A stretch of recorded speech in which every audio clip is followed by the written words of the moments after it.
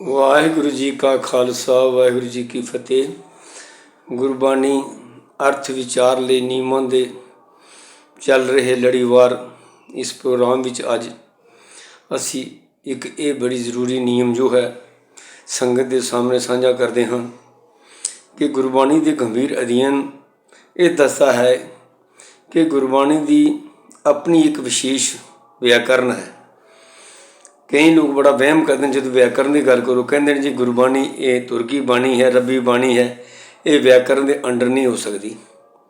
ਇੱਥੇ ਮੈਂ ਸਪਸ਼ਟ ਕਰ ਦੇਵਾਂ ਕਿ ਬੋਲੀ ਵਿਆਕਰਨ ਦੇ ਅੰਡਰ ਨਹੀਂ ਹੁੰਦੀ। ਬੋਲੀ ਦੇ ਵਿੱਚੋਂ ਜਿਹੜੇ ਨਿਯਮ ਲੱਭੇ ਜਾਂਦੇ ਨੇ ਉਸ ਬੋਲੀ ਦੇ ਸ਼ੁੱਧ ਉਚਾਰਨ ਦੇ, ਸ਼ੁੱਧ ਸਮਝਣ ਦੇ, ਉਹਨਾਂ ਨਿਯਮਾਂ ਨੂੰ ਉਸ ਬੋਲੀ ਵਿੱਚੋਂ ਲੱਭਿਆ ਜਾਂਦਾ ਹੈ, ਉਸ ਨੂੰ ਕਹਿੰਦੇ ਨੇ ਵਿਆਕਰਨ। ਗੁਰਬਾਣੀ ਦੇ ਵਿੱਚ ਜਿਹੜੇ ਨਿਯਮ ਵਰਤੇ ਗਏ ਹਨ, ਜੋ ਵਿਆਕਰਨਿਕ ਨਿਯਮ ਵਰਤੇ ਗਏ ਹਨ, ਉਹ ਗੁਰਬਾਣੀ ਵਿੱਚੋਂ ਵਿਦਵਾਨਾਂ ਨੇ ਲੱਭ ਕੇ ਮਿਹਨਤ ਕੀਤੀ ਹੈ। ਇਸ ਸੰਬੰਧ ਵਿੱਚ ਸਭ ਤੋਂ ਪਹਿਲਾਂ ਪ੍ਰਿੰਸੀਪਲ ਤੇਜਾ ਸਿੰਘ ਜੀ ਨੇ 1922-23 ਵਿੱਚ ਸ਼ਬਦਾਂਤਕ ਲਗਾ ਮਾਤਰਾ ਦੇ ਗੁੱਝੇ ਭੇਦ ਨਾਮੀ ਇੱਕ ਪੁਸਤਕ ਲਿਖੀ ਸੀ, ਜਿਸ ਵਿੱਚ ਹੀ ਗੁਰਬਾਣੀ ਦੇ ਸ਼ਬਦਾਂ ਵਿੱਚ ਲਗਾ ਮਾਤਰਾ ਦੇ ਇੱਕ ਵਿਸ਼ੇਸ਼ ਭੇਦ ਹਨ। ਉਹਨਾਂ ਦੇ ਲੱਗਣ ਨਾਲ ਜਾਂ ਉਤਰਨ ਨਾਲ ਵੱਖ-ਵੱਖ ਕਿਸਮ ਦੇ ਅਰਥ ਨਿਕਲਦੇ ਹਨ, ਇੱਕੋ ਜਿਹੇ ਅਰਥ ਨਹੀਂ ਨਿਕਲਦੇ। ਇਸ ਤਰ੍ਹਾਂ 1932 ਵਿੱਚ ਪ੍ਰੋਫੈਸਰ ਸਾਹਿਬ ਸਿੰਘ ਜੀ ਨੇ ਗੁਰਬਾਣੀ ਵਿਆਕਰਨ ਲਿਖਿਆ, ਜੋ 1939 ਵਿੱਚ ਪ੍ਰਕਾਸ਼ਿਤ ਹੋਇਆ। ਇਹ ਵਿਆਕਰਨ ਜਿਹੜਾ ਪ੍ਰੋਫੈਸਰ ਸਾਹਿਬ ਨੇ ਲਿਖਿਆ, ਇਹ ਬੜਾ ਵਿਸਥਾਰਿਤ ਹੈ, ਬਹੁਤ ਬੜਾ ਵਿਸਥਾਰ ਹੈ, ਔਰ ਇਹਦੇ ਵਿੱਚ ਬਹੁਤ ਛੋਟੀਆਂ ਗੱਲਾਂ ਜਿਹੜੀਆਂ ਉਹ ਵੀ ਗੁਰਬਾਣੀ 'ਚੋਂ ਲੱਭ ਕੇ, ਉਹਨਾਂ ਦੇ ਨਿਯਮ ਲੱਭ ਕੇ ਇਸ ਸਮਾਜ ਦੇ ਸਾਹਮਣੇ ਰੱਖੇ ਗਏ। ਪੰਡਿਤ ਕਰਤਾਰ ਸਿੰਘ ਜੀ ਦਾਖਾ ਨੇ ਸੰਨ 1944-45 ਵਿੱਚ ਸ਼੍ਰੀ ਗੁਰੂ ਵਿਆਕਰਨ ਪੰਚੈਨ ਇਹ ਵੀ ਲਿਖੀ। ਮਗਰੋਂ ਭਾਈ ਸਾਹਿਬ ਭਾਈ ਰਣਧੀਰ ਸਿੰਘ ਜੀ ਨੇ ਵੀ ਗੁਰਬਾਣੀ ਲਗਾ ਮਾਤਰਾ ਦੀ ਵਿਲੱਖਣਤਾ, ਗੁਰਬਾਣੀ ਲਗਾ ਮਾਤਰਾ ਜਿਹੜੀ ਆਮ ਜਿਹੜੀ ਪੰਜਾਬੀ ਲਿਖੀ ਜਾਂਦੀ ਹੈ ਉਹਦੀ ਲਿਖਣ ਸ਼ੈਲੀ ਅਤੇ ਗੁਰਬਾਣੀ ਵਿੱਚ ਲੱਗੀਆਂ ਲਗਾ ਮਾਤਰਾ ਦੀ ਇਹ ਵਿਲੱਖਣਤਾ, ਇਹਦਾ ਬੜਾ ਫਰਕ ਹੈ। ਅਤੇ ਉਹਨਾਂ ਨੇ ਵੀ ਇੱਕ ਪੁਸਤਕ 1954 ਵਿੱਚ ਪ੍ਰਕਾਸ਼ਿਤ ਕਰਵਾਈ ਸੀ। ਇਹ ਵਿਆਕਰਨ ਉਹ ਨਿਯਮਾਵਲੀ ਹੈ ਜਿਹਨੂੰ ਅਗਰ ਸਮਝ ਕੇ ਇਸ ਨਿਯਮ ਦੇ ਅਧੀਨ ਰਹਿ ਕੇ ਗੁਰਬਾਣੀ ਦੇ ਅਰਥ ਕੀਤੇ ਜਾਣ ਅਤੇ ਬਹੁਤ ਸਾਰੇ ਜਿਹੜੇ ਗੁਰਬਾਣੀ ਦੇ ਅਨਰਥ ਹੁੰਦੇ ਰਹੇ ਨੇ, ਜਿਹੜੇ ਅਸੀਂ ਵਿਚਾਰ ਵੀ ਆਏ ਹਾਂ ਪਿੱਛੇ, ਇਹਨਾਂ ਤੋਂ ਜਿਹੜਾ ਵਿਆਖਿਆਕਾਰ ਉਹ ਬਚ ਜਾਂਦਾ ਹੈ, ਉਹਦੇ ਕੋਲੋਂ ਗਲਤੀ ਨਹੀਂ ਹੁੰਦੀ। ਇਸ ਲਈ ਗੁਰਬਾਣੀ ਵਿਆਕਰਨ ਦੇ ਪੂਰੀ ਜਿਹੜੀ ਵਿਸਥਾਰ ਵਿੱਚ ਸਮਝਣਾ ਤਾਂ ਕਾਫੀ ਕਠਿਨ ਗੱਲ ਹੈ, ਔਰ ਯਾਦ ਰੱਖਣਾ ਵੀ ਕਾਫੀ ਕਠਿਨ ਹੈ। ਪਰ ਕੁਝ ਇੱਕ ਗੁਰਬਾਣੀ ਵਿਆਕਰਨ ਦੇ ਨਿਯਮ ਜਿਹੜੇ ਹਨ, ਉਹਨਾਂ ਨੂੰ ਆਮ ਬੰਦਾ ਵੀ ਆਪਣੇ ਜ਼ਿਹਨ ਵਿੱਚ ਰੱਖ ਸਕਦਾ ਹੈ, ਅਤੇ ਜੇ ਉਸ ਨੂੰ ਰੱਖ ਕੇ ਉਹ ਗੁਰਬਾਣੀ ਵਿਚਾਰ ਕਰੇ, ਉਸ ਨੂੰ ਬੜੀ ਛੇਤੀ ਗੁਰਬਾਣੀ ਦੇ ਜਿਹੜੇ ਅਰਥਾਂ ਦੇ ਅਨਰਥ ਹੁੰਦੇ ਨੇ ਉਹਨਾਂ ਕੋਲੋਂ ਉਸ ਨੂੰ ਬਚਿਆ ਜਾ ਸਕਦਾ ਹੈ। ਤੋ ਗੁਰਬਾਣੀ ਦੇ ਜਿਹੜੇ ਇਹ ਅਰਥਾਂ ਦੇ ਨਿਯਮ, ਜਿਨ੍ਹਾਂ ਵਿੱਚ ਇੱਕ ਸਭ ਤੋਂ ਵੱਡਾ ਜਿਹੜਾ ਨਿਯਮ ਹੈ ਉਹ ਹੈ ਗੁਰਬਾਣੀ ਵਿਆਕਰਨ ਦਾ। ਵੀ ਗੁਰਬਾਣੀ ਵਿਆਕਰਨ ਦੀ ਬੰਦੇ ਨੂੰ ਗਿਆਨ ਹੋਣਾ ਚਾਹੀਦਾ ਹੈ, ਜਿਹੜੇ ਗੁਰਬਾਣੀ ਦੇ ਵਿਆਖਿਆਕਾਰ ਨੇ, ਵਿਚਾਰਵਾਨ ਨੇ, ਉਹਨਾਂ ਵਾਸਤੇ। ਇਸ ਤੋਂ ਪਹਿਲਾਂ ਗੁਰਬਾਣੀ ਦੇ ਅਰਥ ਕਰਨ ਲੱਗਿਆਂ ਇਹਨਾਂ ਨਿਯਮਾਂ 'ਚੋਂ ਸਭ ਤੋਂ ਮਹਾਨ ਨਿਯਮ ਹੈ ਗੁਰਮਤਿ ਦੇ ਮੌਲਿਕ ਸਿਧਾਂਤ। ਗੁਰੂ ਗ੍ਰੰਥ ਸਾਹਿਬ ਜੀ ਮਹਾਰਾਜ ਦੇ ਮੌਲਿਕ ਸਿਧਾਂਤ ਹਨ, ਉਹਨਾਂ ਦਾ ਗਿਆਨ ਹੋਣਾ ਚਾਹੀਦਾ ਹੈ। ਕੋਈ ਵੀ ਵਿਆਖਿਆ ਉਹਨਾਂ ਸਿਧਾਂਤਾਂ ਦੇ ਉਲਟ ਨਹੀਂ ਹੋਣੀ ਚਾਹੀਦੀ। ਐਸੀ ਕੋਈ ਵਿਆਖਿਆ, ਐਸੀ ਕਥਾ ਵਿਚਾਰ ਜਿਹੜੇ ਗੁਰੂ ਗ੍ਰੰਥ ਸਾਹਿਬ ਜੀ ਦੇ ਮੌਲਿਕ ਸਿਧਾਂਤਾਂ ਨੂੰ ਖੰਡਨ ਕਰਦੀ ਹੋਵੇ, ਉਹ ਵਿਚਾਰ ਜ਼ਰੂਰ ਉਹਦੇ ਵਿੱਚ ਜ਼ਰੂਰ ਕੋਈ ਭੁੱਲੜ ਪੁਣਾ ਹੁੰਦਾ ਹੈ, ਕੋਈ ਗਲਤੀ ਹੁੰਦੀ ਹੈ।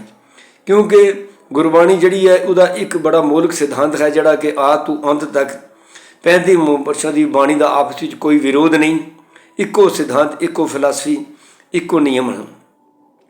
ਤੋ ਉਹ ਗੁਰਬਾਣੀ ਸਿਧਾਂਤ ਕੀ ਨੇ, ਇਹ ਪੂਰਨ ਵਿਚਾਰ ਕरें ਤਾਂ ਬੜੇ ਲੰਬੇ ਬਣਦੇ ਨੇ। ਫਿਰ ਵੀ ਅਸੀਂ ਪਿਛਲੇ ਦਿਨਾਂ ਵਿੱਚ ਜਿਹੜੀਆਂ ਵੀਡੀਓਜ਼ ਪਾਈਆਂ, ਉਹਨਾਂ 'ਚ ਤਕਰੀਬਨ 20-22 ਵੀਡੀਓਜ਼ ਦੇ ਰਾਹੀਂ ਗੁਰਮਤਿ ਦੇ, ਗੁਰਬਾਣੀ ਦੇ ਮੋਟੇ ਜਿਹੜੇ ਸਿਧਾਂਤ ਸਨ, ਮੁੱਖ ਸਿਧਾਂਤ ਨਿਰਮੋਲਕ, ਉਹਨਾਂ ਸਿਧਾਂਤਾਂ ਦਾ ਅਸੀਂ ਜ਼ਿਕਰ ਕੀਤਾ ਸੀ। ਉਹਨਾਂ ਸਿਧਾਂਤਾਂ ਦਾ ਜ਼ਿਕਰ ਹੋਣਾ ਚਾਹੀਦਾ ਹੈ, ਔਰ ਜਿਹੜੀ ਵੀ ਵਿਆਖਿਆ ਹੋਣੀ ਚਾਹੀਦੀ ਹੈ ਉਹਨਾਂ ਮੌਲਿਕ ਸਿਧਾਂਤਾਂ ਦੇ ਅਧੀਨ ਹੋਣੀ ਚਾਹੀਦੀ ਹੈ।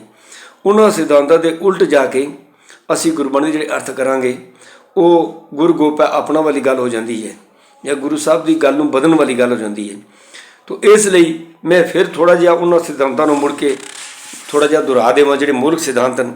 ਸਭ ਤੋਂ ਪਹਿਲਾ ਕਿ ਗੁਰਬਾਣੀ ਇੱਕ ਪਰਮਾਤਮਾ ਦੀ ਗੱਲ ਕਰਦੀ ਹੈ ਕਿ ਪਰਮਾਤਮਾ ਵਾਹਿਗੁਰੂ ਕੈ ਸਾਹਿਬ ਮੇਰਾ ਏਕੋ ਹੈ, ਏਕੋ ਹੈ ਭਾਈ ਏਕੋ ਹੈ।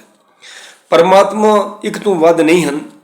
ਕੋਈ ਦੇਵੀ ਦੇਵਤਾ ਅਵਤਾਰ ਪਰਮਾਤਮਾ ਦੀ ਤੁਲਨਾ ਨਹੀਂ ਕਰ ਸਕਦਾ। ਇਹ ਸਭ ਉਸਦੇ ਪੈਦਾ ਕੀਤੇ ਹੋਏ ਇਨਸਾਨ ਹੀ ਸਨ। ਕੋਈ ਮਹਾਂਪੁਰਸ਼ ਹੋ ਸਕਦਾ ਹੈ, ਬ੍ਰਹਮ ਗਿਆਨੀ ਹੋ ਸਕਦਾ ਹੈ, लेकिन परमात्मा के तुल कोई दुनिया की होर हस्ती है ही नहीं है। उस या वो आप ही है जड़ा सारिਆਂ का करता है और वो निर्गुण रूप है, निरंकार रूप है। वो व्यक्ति की तरह दिसदा नहीं है, उसनूं महसूस करना पैंदा जिवें फुल्लां 'चों खुशबू महसूस करनी पैंदी है। ये सब तो बड़ा मौलिक सिद्धांत है। तो कोई भी व्याख्या जिहड़ी एक परमात्मा दी सिद्धांत नूं बिगाड़े या उसके इस रूप में बिगाड़ के दसे बई कदे जन्म भी लैंदा, संसार से आउंदा, अवतार धरदा, वो सिद्धांत गुरमत का नहीं है। एक सब तो पहली गल मौलिक ये समझनी चाहिए है। दूजी गल कि ऐसे परमात्मा की प्राप्ति लिए सतगुरु की बहुत वड्डी महत्ता है। सतगुरु के ज्ञान तो बिना ऐसे परमात्मा का अनुभव करना ये नामुमकिन जी गल है। गुरबाणी का एक ये बड़ा मौलिक सिद्धांत है कि वो एक पिता परमात्मा सारिਆਂ ਦਾ ਸਾਂਝਾ बाप साझा साहिब बाप हमारा, एक पिता एक इसके यहाँ बारिक हरे आपे माता आपे पिता जिन जू पै जगत दिखाया। इसलिए वो परमात्मा अगर एक है तो उसके जीव जंत उसके पैदा किए उसके औलाद वर्गे ने, तो सारे का साझा साहिब बाप हमारा है।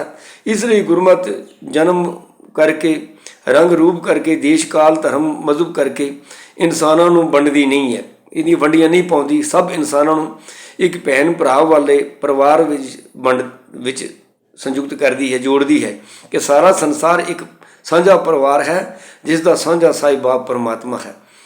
ये गल जिहड़ा एक गुरमत का बड़ा बड़ा मौलिक सिद्धांत है जिहड़ा संसार में एकता विच बनता है, तो मजहबी और फिरका परस्ती दी लड़ाइयां तो बचाता है। प्रभु का अनुभव करना, ऐसे प्रभु नूं दा मिलाप हासिल करना, अनुभव करना, ये इंसानी जीवन का मनोरथ है। ह्यूमन लाइफ का ये एम है। सरीरक कम धंधे जिहड़े ने ये केवल सरीर दी लोड़ां ने, पर आत्मिक एम जिहड़ा है उस परमात्मा की प्राप्ति करना, ये गुरमत का एक बहुत बड़ा मौलिक सिद्धांत है। और इस सारी सृष्टि का मूल एक परमात्मा ही है। सृष्टि को रचने वाला कोई होर नहीं, पालन वाला कोई होर नहीं, मारन वाला कोई होर नहीं, वो एक परमात्मा ही है। हर दिसदी शह सब बिनसनहार है, सब नाशवान है। दिसदा संसार किसी वेले भी नाश हो सकता है। जिसले संसार में परमात्मा वसता है उसकी कुदरत है, उसका आकार रूप है। लेकिन इस विच परमात्मा का नूर वसदा है, लेकिन ये परमात्मा नहीं। कई लोग कह देंगे हैं कि कुदरती परमात्मा नहीं, ऐसी गल नहीं है। कुदरत उसकी क्रिएशन है। आप ही ने आप साजियो आप ही ने रचियो नाओ, दुई कुदरत साजिए कर आसन डिठो चाओ। ये दूजे नंबर पर परमात्मा ने कुदरत को साजिया, ये किरत है। परमात्मा किरत नहीं है, वो सहभंग है, वो अपने आप तो होया है। कुदरत सारी उस परमात्मा तो हुई है, परमात्मा ने कुदरत को बनाया है। लेकिन कुदरत जिहड़ी है दिसदा रूप है उस परमात्मा का आकार रूप है, वो आप निरंकार है जिहड़ा इन्हां अखां नाल इन्हां दिसदे पदार्थां की तरह दिस नहीं सकता। और एक ये बड़ा मौलिक सिद्धांत है कि सारी चीज़ उस रबी एक हुक्म विच एक रबी नियमबद्ध चल रही है। कोई जीव रबी नियमों की उलंघना नहीं कर सकता। जिहड़ा कोई उलंघना करने की कोशिश करता है या उलंघना करके जीवन जीवन की कोशिश करता, वो दुखी होता है, वो परेशान होता है, उसदे लई जन्म मरण का गेड़ बन जाता है, सजावां दे भागी बन जाता है। इसलिए रबी हुक्म में चलना, रबी भाने भी चलना एक बहुत बड़ा मौलिक सिद्धांत है सिੱਖੀ का। रब की भगती ही ये है कि रब के हुक्म भी तुरया जाए, रब की रजा भी तुरया जाए, रब के भाने भी तुरया जाए, कुदरत नाल छेड़छाड़ ना की जाए। नेचर का जो लॉ है, जो कानून है, उसनूं परिवहन किया जाए, वही सही मैंने धर्म है। रबी नियम चलना, रबी हुक्म चलना, रबी भाने भी चलना, यही हर इंसान का एक साझा धर्म है। जीवन ते मौत जिहड़ी है ये उस परमात्मा के हथ है।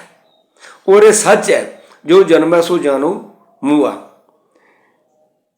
ये सबना दे सिर ते मौत का जिहड़ा पै है ये हर वेले खड़ा है।